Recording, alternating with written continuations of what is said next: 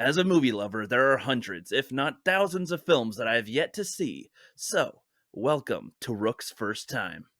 I think I speak for everyone when I say that I am pleasantly surprised that one of the Twilight boys, Jacob Taylor Lautner from Twilight, plays as a pretty kick ass character in Abduction. Also with him is Lily Collins. I'm not sure what else she's in that I've seen, but she looks freaking good, so it's fine with me. You got Lucius Malfoy, that actor, in this as well, or the evil scum British from Patriot. And then we've also got Doc Octopus, that guy. He's in here as well. And we got Sigourney Weaver, and we got I forget who the mom in this plays. I've seen her in other stuff too. You got a good little cast here. This was released in 2011, and I remember seeing trailers for this thinking, "Oh god, it's just like a movie where he's just running away. They're trying to get him. Like we haven't seen that 1,000 times." But nah, dude, this was pretty good. It was nice and fun.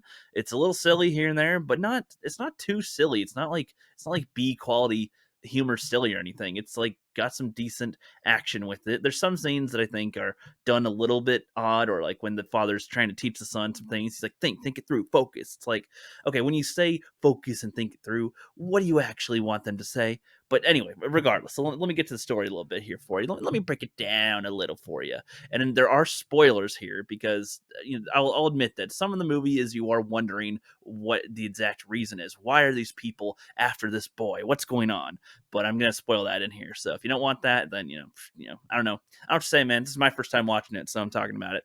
There's this normal boy is going through his life. He's just about out of high school. I think they're just finishing up. I think they say there's either one more year of high school or he's just about graduated and they're about to go to college. I forget the specific. That's pretty brief anyway. And he's at home with his parents. His dad seems to teach him how to fight. And, it could be the way it's presented is that to the kid, it's basically just an exercise, like it's exercise that he does with his dad, essentially learning how to fight. It's not like he's learning him self defense, but no, no, no. He's teaching him all this stuff because there's a high importance later that comes into that, of course. And he's doing like a class project with his neighbor from across the street with the Lily Collins here, and they end up finding like a missing persons things, and he ends up seeing a picture that looks like his younger self, and he's like, "What the hell?" And it turns out it was a bait kind of thing for somebody to find him, and as soon as he is there, they're able to locate that that's him, and that if there are people after him that you don't know if they're trying to kill him or trying to capture him.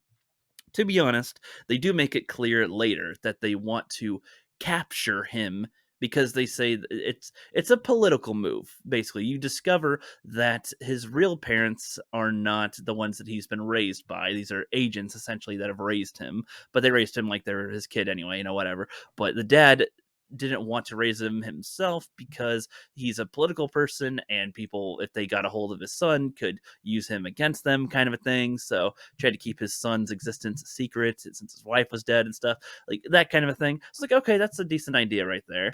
It would just be a little bit better.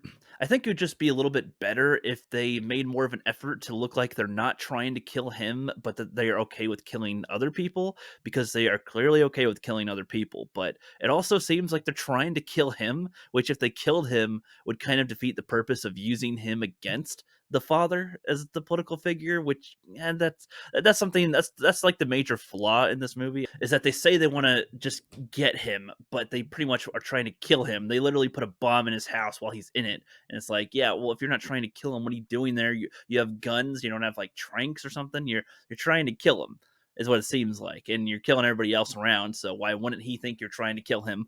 I don't know. But he's got to go on the run with his girlfriend. There's a hilarious explosion when his house blows up. There's a hilarious shot of them getting like flung out into the pool. It looks funny as hell.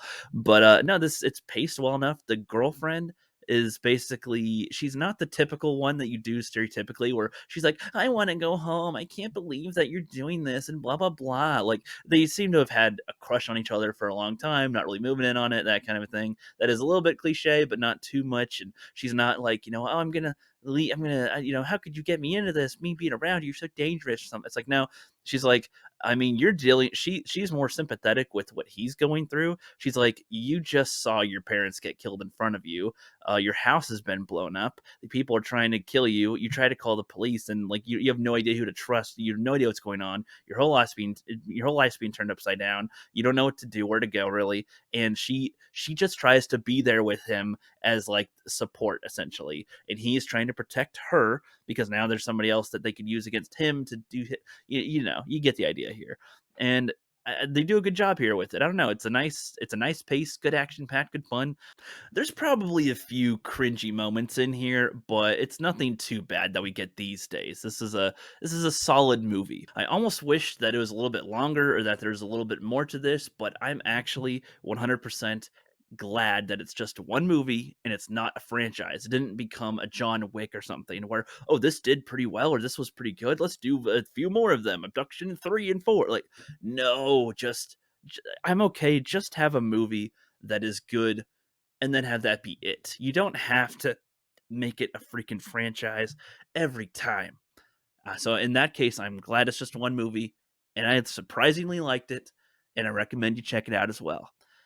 See you later.